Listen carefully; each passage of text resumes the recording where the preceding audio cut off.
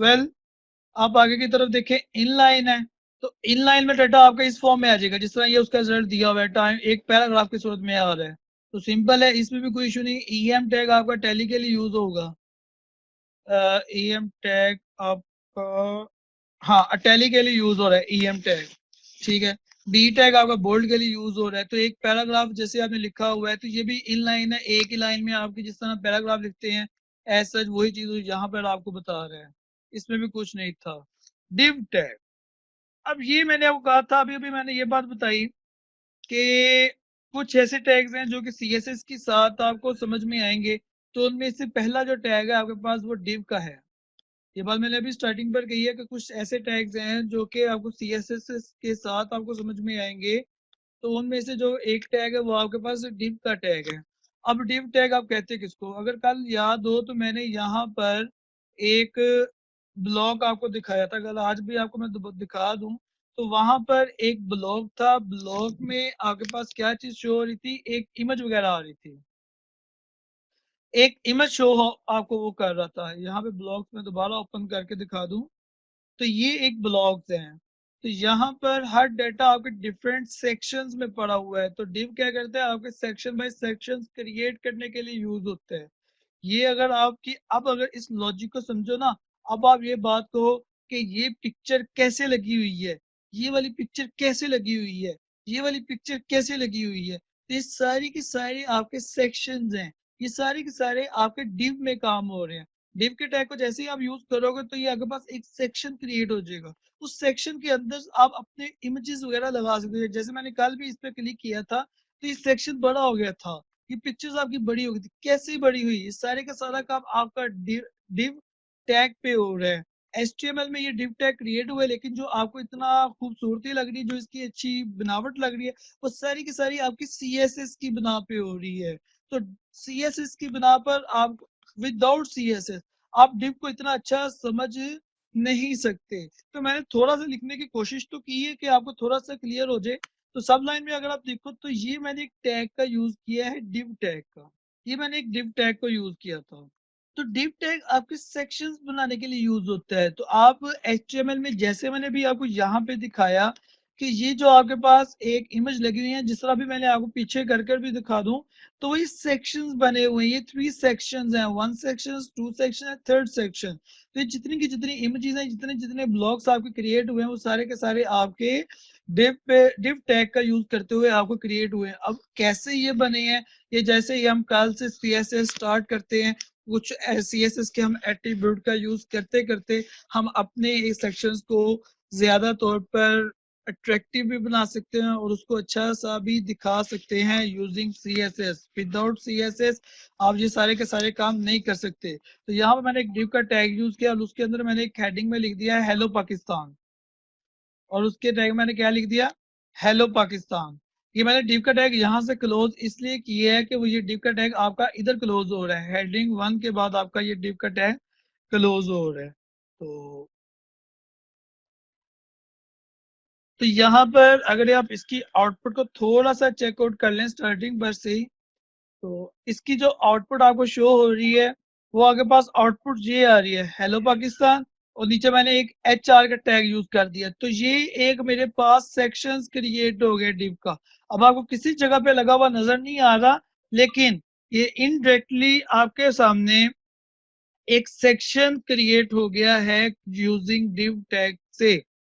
तो मैंने स्टार्टिंग में ये बात की है कि आपको ज्यादा क्लियर नहीं हो सकता विदाउट सीएसएस के, कि मैं कह रहा हूँ जी ये आपका टैग सेक्शन बनाता है आपको जी, अब सर आपने डिव का टैग यूज किया है लेकिन सेक्शंस बने हुए नजर नहीं आ रहे। तो मैंने स्टार्टिंग पर ये बात की थी कि कुछ इसमें एट्रीब्यूट्स होते हैं जो कि सीएसएस के यूजफुल होते हैं।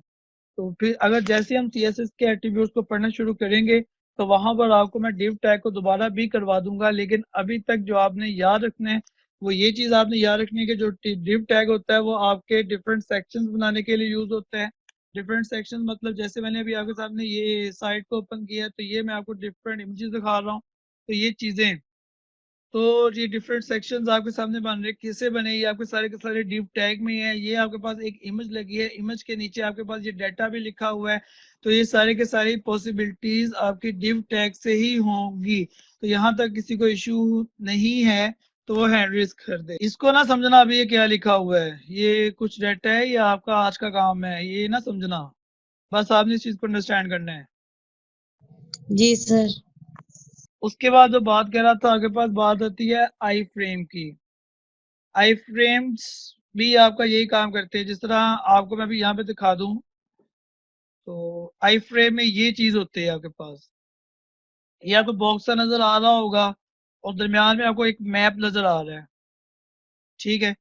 तो अगर मैं आई फ्रेम को यहाँ से थोड़ा सा देख भी लूँ, बता भी दूं, तो ये आपके कहते हैं iframe is like a little window that has been cut into your page. तो एक ही ब्राउजर के अंदर आपके एक छोटी सी विंडो क्रिएट करना है। कैसे क्रिएट होती है आपकी आई फ्रेम टैग की मदद से आप उसको क्रिएट कर सकते हो। अगर मैं यहाँ पर आपको एक डिफरेंट एक और आई फ्रेम टैग लगा के दिखाऊं, आई फ्रेम टैग, और यहाँ पर वो सोर्स मांग रहा है, तो आप यहाँ पे सोर्स का मतलब है आप यहाँ पे कोई लिंक दे दो। लिंक का मतलब ये है कि जिस तरह का मैं आपको थोड़ा सा पीछे दिखा दूं, तो ये मेरे पास कुछ लिंक्स ओपन है, ये ब्राउजर्स मैंने क्रिएट किए हुए। तो यहाँ पर मैं उसका फाइल नेम देता हूँ mcs3.html। इसको सेव करो। सेव करने के बाद अपने ब्राउजर पे जाकर उसको रिफ्रेश करो।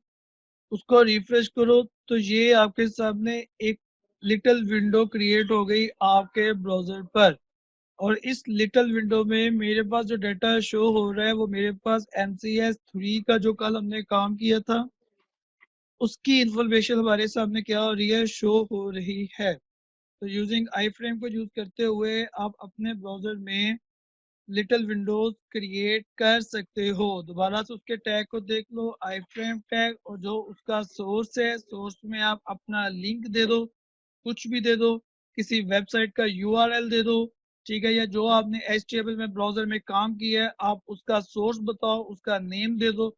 तो जब आप अपने ब्राउजर में जाकर उसको रिफ्रेश करोगे तो ये आपके सामने एक फ्रेम सा ओपन हो गया, एक लिटिल विंडो की सूरत में, जो MCS3 पे हमने जो काम किया हुआ था वो आपके सामने शो हो गया है।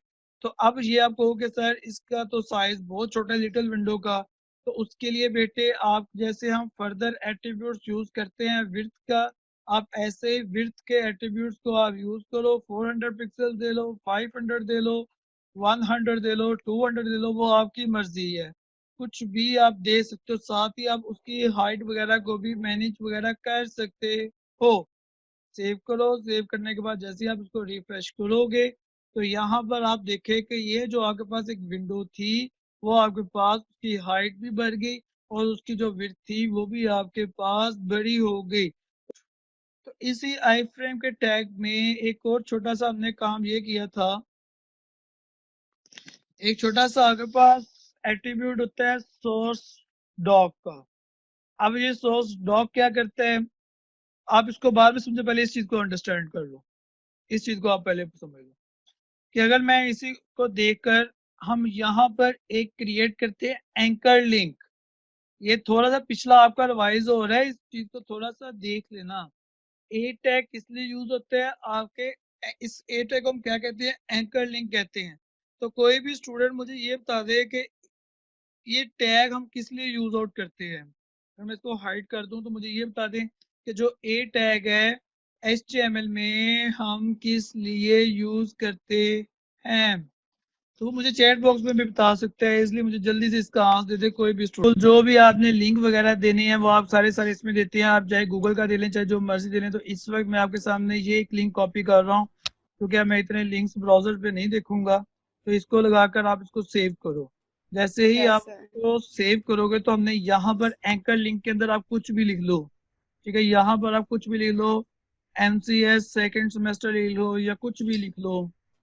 सेव करो। सेव करने के बाद आप जैसे ही अपने इस पे रिफ्रेश करोगे तो रिफ्रेश करने के बाद ये चीज आपके सामने ओपन हो गई। इस पे आप क्लिक जैसे ही करोगे तो देखो कि आपके सामने वो नहीं शो करवा रहा, कुछ भी शो नहीं करेगा, और साथ ही ये देखो कि वो नेक्स्ट नेक्स्ट पे मूव करेगा, नेक्स्ट पेज पे चला गया।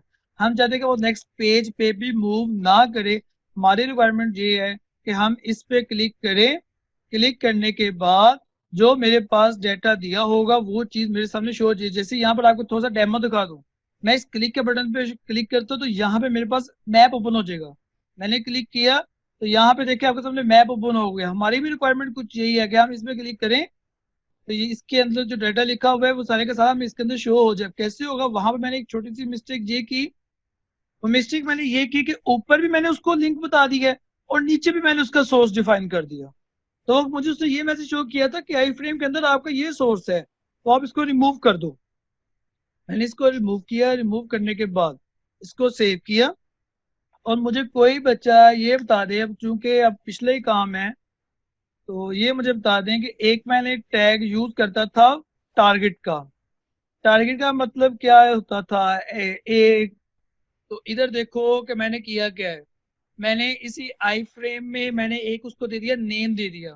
कहाँ पे गया आई फ्रेम, नेम का वो जिस तरह हमारी जो आईडीज होती हैं वहां पर वैसे हमने यहाँ पे उसको एक नेम दे दिया और इस फ्रेम को हमने नेम क्या दिया, दिस का। इस दिस फ्रेम को जो मैंने दिया है, इसका जो आई फ्रेम में जो नेम दिया है मैंने उसको ऊपर कॉल करवा दिया टारगेट में। तो टारगेट में क्या होगा, वो इसी फ्रेम के अंदर रहते रहते उसको उस वाली फाइल को उसी विंडो में क्या कर देगा, ओपन कर देगा।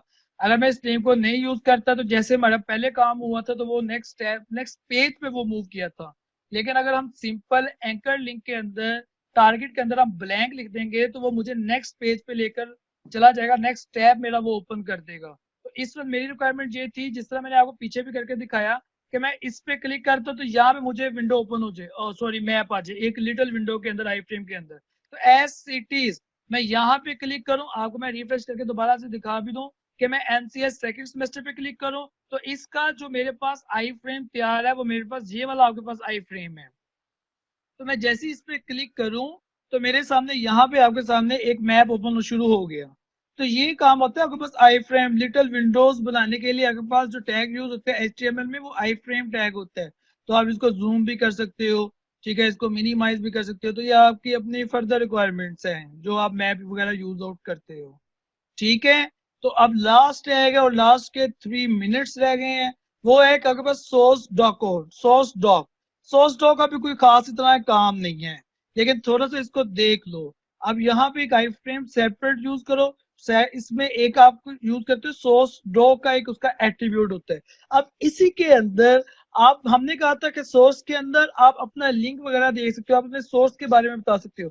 सोर्स डॉक के अंदर आप अपने टैग का भी यूज कर सकते हो। कैसे यूज कर सकते हो, आपके सामने ये मैं लगाता हूँ H2 का टैग यूज कर दिया और यहाँ पे आप कुछ भी लिख लो, आइकन लिख लो, ठीक है। टैग को क्लोज कर दो, टैग को क्लोज करने के बाद सेव करो। तो जब आप फ्रेम को देखोगे तो फ्रेम के अंदर आपके सामने आइकन लिखा हुआ नजर आ जाएगा। अगर मैं थोड़ा सा आपको पहले ये दिखा भी दूं तो ये मैंने एक फ्रेम पहले ही तैयार किया और सोर्स डॉक के अंदर मैंने एक वर्ड बता दिया, नाइस बर्ड।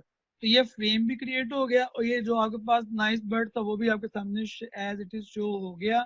तो इस फ्रेम के सामने ये मेरा एक फ्रेम भी क्रिएट हो गया और फ्रेम क्रिएट होने के साथ साथ मुझे आइकन का टैग भी मैंने उसी के अंदर हमने उसको यूज आउट भी कर लिया है। Very good. तो HTML का जो आपके पास टूल था वो आपका कंप्लीट हुआ।